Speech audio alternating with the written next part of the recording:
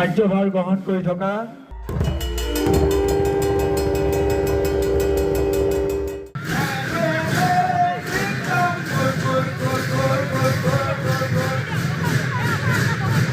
অসম ভিত্তিত ইয়াত যেটো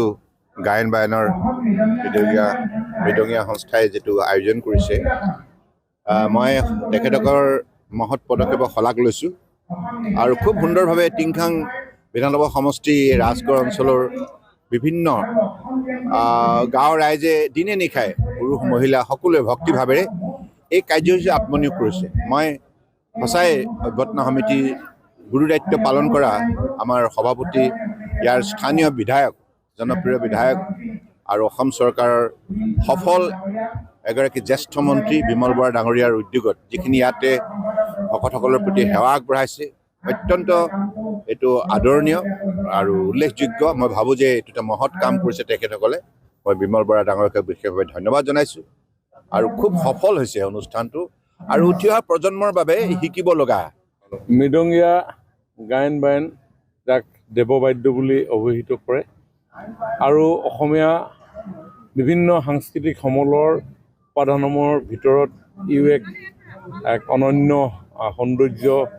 আধ্যাত্মিক সাংস্কৃতিকভাৱে নিহিত হৈ আছে মৃদঙীয়া গায়ন বায়ন সংস্থা নামেৰে এটা সংস্থাৰে সংগঠিত হৈ এখেতসকলে এই বাদ্যবিধৰ প্ৰচাৰ প্ৰসাৰৰ কাৰণে কাম কৰিছে অসম চৰকাৰে এই ক্ষেত্ৰত এই বাদ্যবিধক ৰাইজৰ মাজলৈ আৰু অধিক জনপ্ৰিয় কৰি তোলাৰ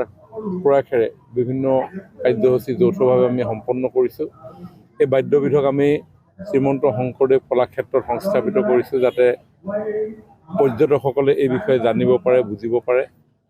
মৃদঙীয়া গায়ন বায়নৰ লগত জড়িত হৈ থকা শিল্পীসকলকো যোৱা 2 বছৰ ধৰি আমি শিল্পী পেঞ্চন আৰু বাৰ্ষিক শিল্পী সন্মান আমি প্ৰদান কৰি আহিছোঁ মাননীয় মুখ্যমন্ত্ৰী ডাঙৰীয়াৰ পৰামৰ্শ অনুসৰি এইবছৰ মৃদঙীয়া গায়ন বায়নৰ বিভিন্ন শৈলীসমূহ শিকাৰুসকলক শিকাবৰ কাৰণে 10খন জিলাত আমি 10টা বিশেষ প্ৰশিক্ষণৰ ব্যৱস্থা আমি কৰিছিলোঁ সেই প্ৰশিক্ষণপ্ৰাপ্ত শিল্পীসকলে আজি কিছু দেৰি পূৰ্বে আমাৰ সকলোৰে আগত তেওঁলোকৰ সেই শৈলী প্ৰদৰ্শন কৰিছে